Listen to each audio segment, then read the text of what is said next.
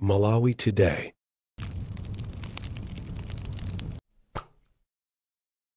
Takulandirani kwina kulikonse kumene muli pa Malawi lero. Tikupasirani nkhani zowerengedwa mchichewa. Takhalani pompo. Awi ya nkhani mwa satane ndipo muli ndine Vayana Chunga. Koma poyamba naye mitu yake.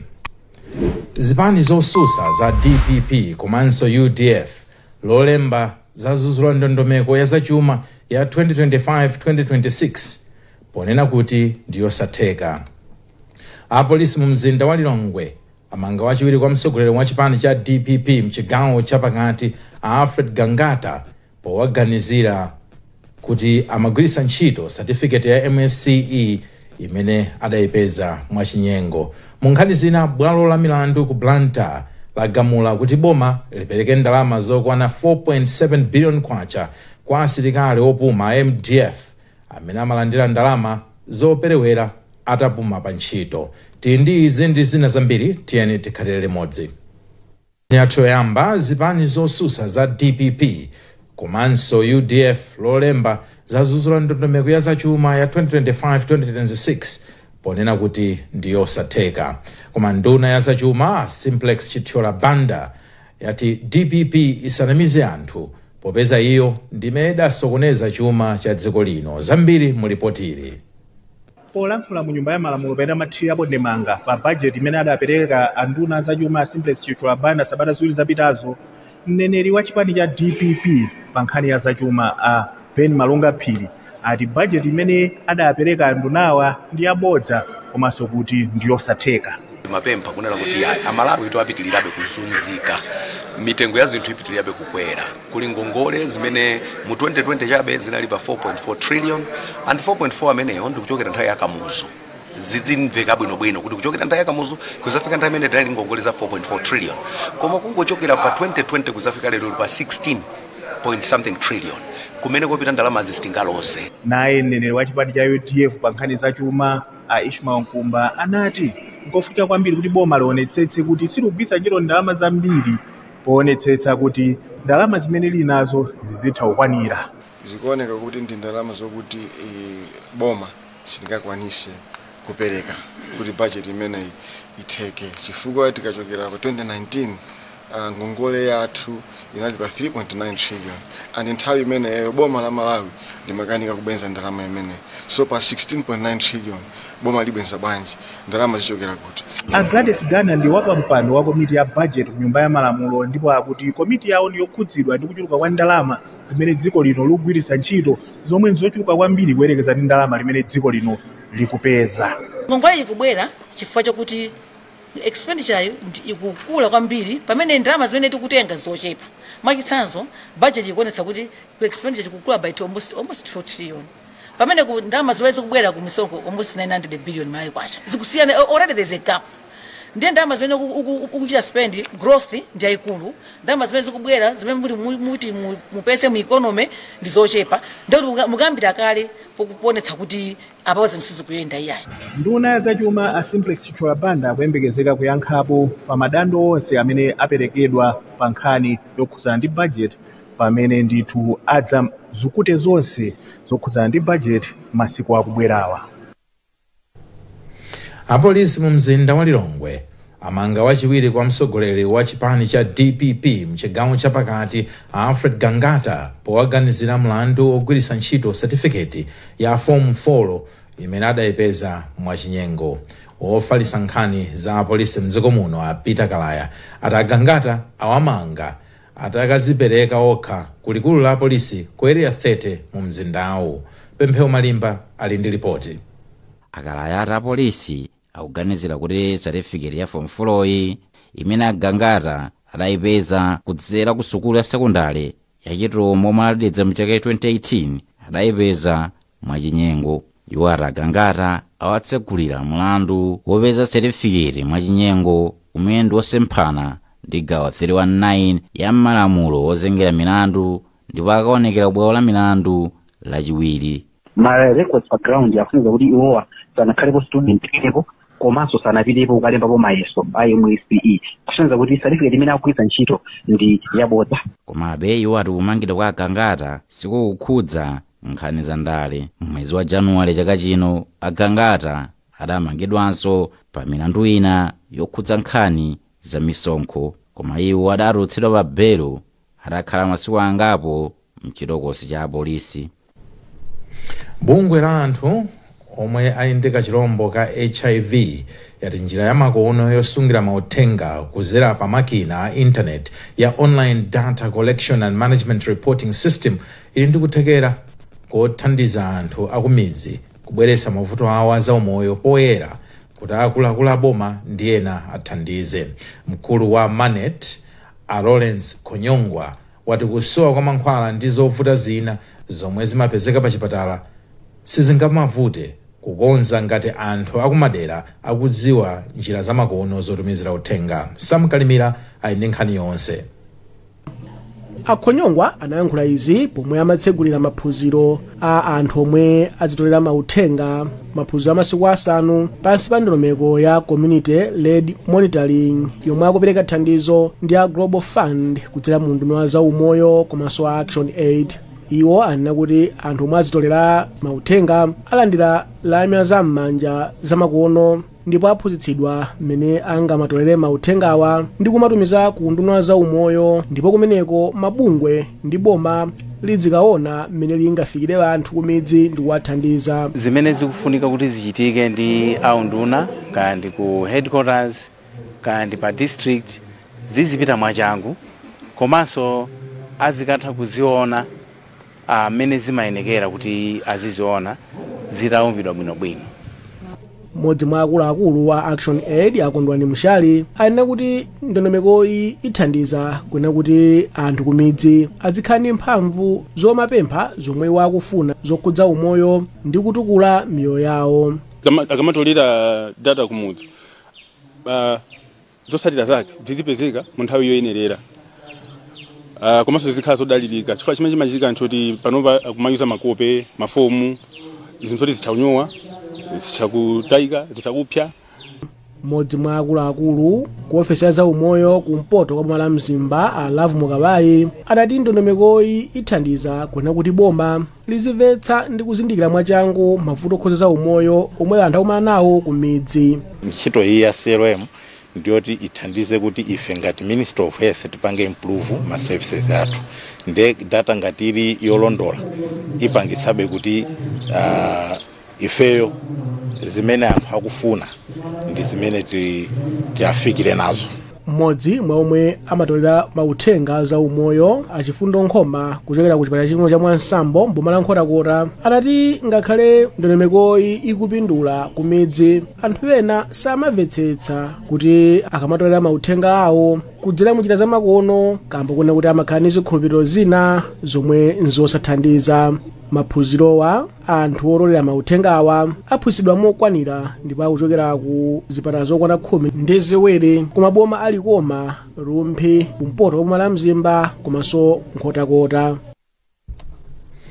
Apolisi ku chigawo cha kumpoto atakhuzidwa ndi ophunzira ndi usi okhesa misonzi pa nthawi yomwe amabweretsa bata mu mzinda wa Mzuzu pamene anthu amachita zionesero sikunali kwabwino komanso sanapangire dala.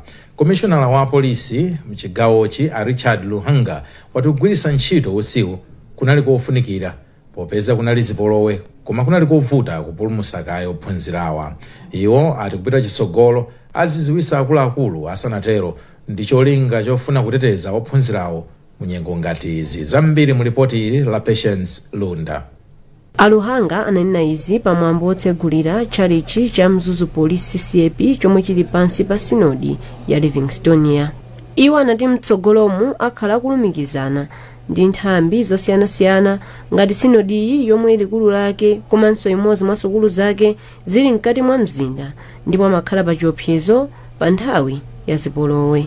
Pakutsegulira kwa chalichichi, Aluhanga anati ntchito ya upolisi imafuna kukhala olimba kuthupi m'maganizidwe komanso mu uzimu, kotero chalichichi chiwathandizira pa umoyo wawo wa uzimu. Ana ena sukulu ang'ono kwambiri anakhuzidwa ndi usumene timaponya komabe chimene masimikiza njo limene kupita kusogolo kuti zitha kuyankhulana mwansanga mavuto amene watawaona kuti tikakhala ndi zinthu ngati zimenezo sogoloko anawa tachosepo iwonso mwina achoke maofisi kuti va polisi tithogwira ntchito yathu. Kumbali yake mlembi wa sinodi ya Livingstonia mbusa William Tembo anati apolisi anagwiritsa ntchito uso okhetsa misozi monjeza pa zipolowe zomwe zimachitika ndipo izi zinakhuza kwambiri ana achikulire ndi anthu ena omwe amadwala ndi utsi okhetsa misonzi. Iwo kenako anati ntchito ya upolisi ndiyovuta ndipo chalichi chiwathandizira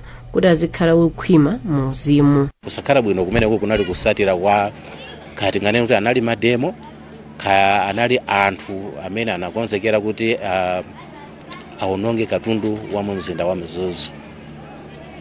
Mmalo mopulumutsa katundu mwa njira ya mategas timaona ngati kuti apolisi anawonjezera kwambiri ndipo samayang'ananso kuti uku kuli ndani kaya apa mpanyumba yokhala wanthu zimenezozo samaziona. Potsegulira chalichi abusa anazoza mtumiki Daniel Chimpukutu kuti akhale oyang'anira chalichi.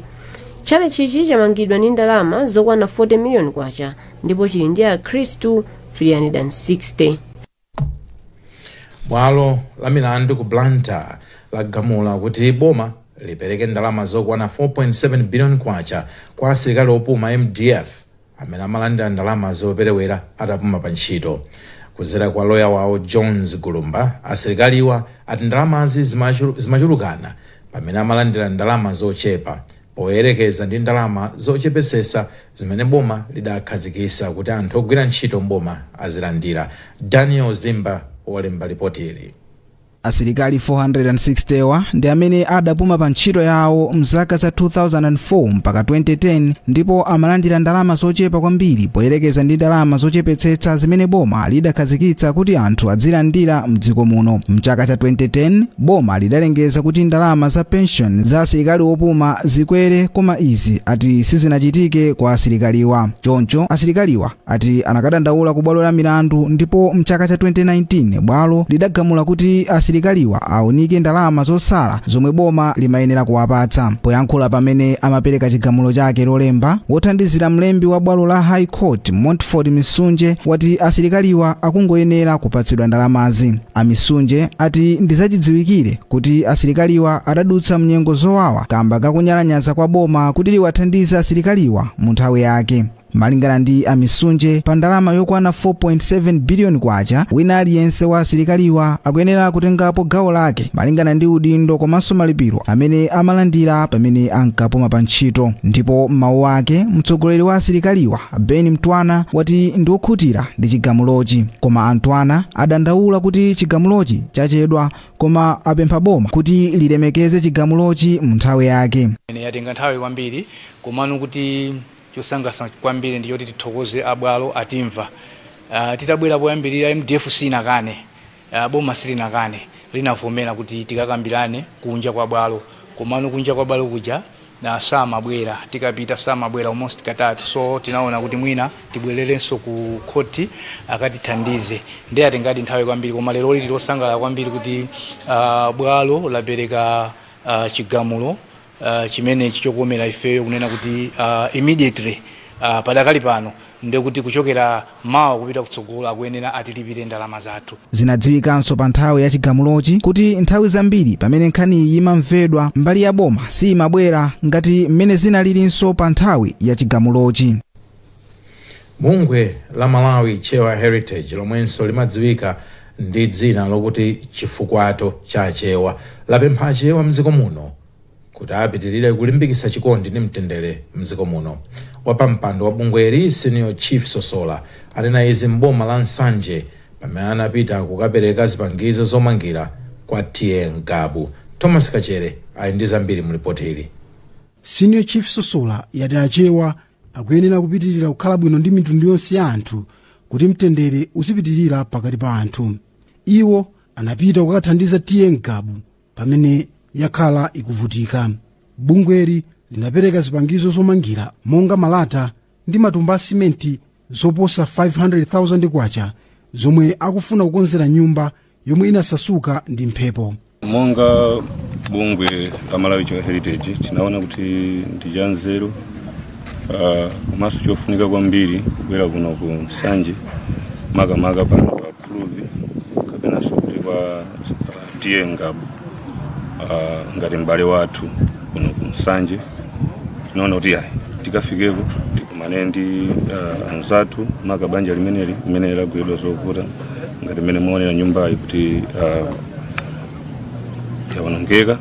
Malinga ndi mlembi wamkulu wa bungweli Goodwill Chimangeni, ndalamazi anachita kusonkherana. Polandira thandizoli tiye Ngabu inati ndiyokondwa kwambiri kamba kakuthandizidwa mu nyengo yowawa. Ine ndithokoze kwambiri chifukwa chipo sinayambe kuona zimenezi ngakhale mapresidenti ena akhala ali kulamula kunja kuno kuti athandize mfumu ngati ingapezekedwe ndi zovuta makamaka kukwesedwa kwa nyumba.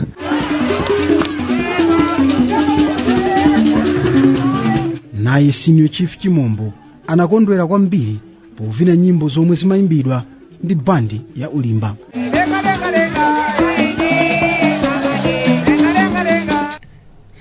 Nkhani zathu ndi zomwezi kumatisanasiyane nayinso mitu yake. Zipani zosusa za DPP komanso UDF lolemba za zuzulani ndondomeko ya zachuma ya 2025-2026 ponena kuti ndiyosatheka. Apolisi mu mzinda wa Lilongwe amanga wachiwiri kwa mtsogoleri wa chipani cha DPP mchigawo chapakati Alfred Gangata poganizira kuti anagwiritsa ntchito certificate ya MSCE imene adayipeza mwachinyengo. Mu nkhani zina, bwalo la milandu ku Blantyre lagamula kuti boma lipereke ndalama zokwana 4.7 billion kwacha kwa asilikali opuma MDF amene amalandira ndalama zoperewera atapuma pa ntchito. Mutha kupeza nkhani izi ndi zina zambiri pa www.times.mw, pa Facebook pa tsamba la Times 360 Malawi, at X Times 360 Malawi, komanso posindikiza *1895# ndi kuchita subscribe ku 1895. Mnali ndine Vayana Chunga, usiku opambana.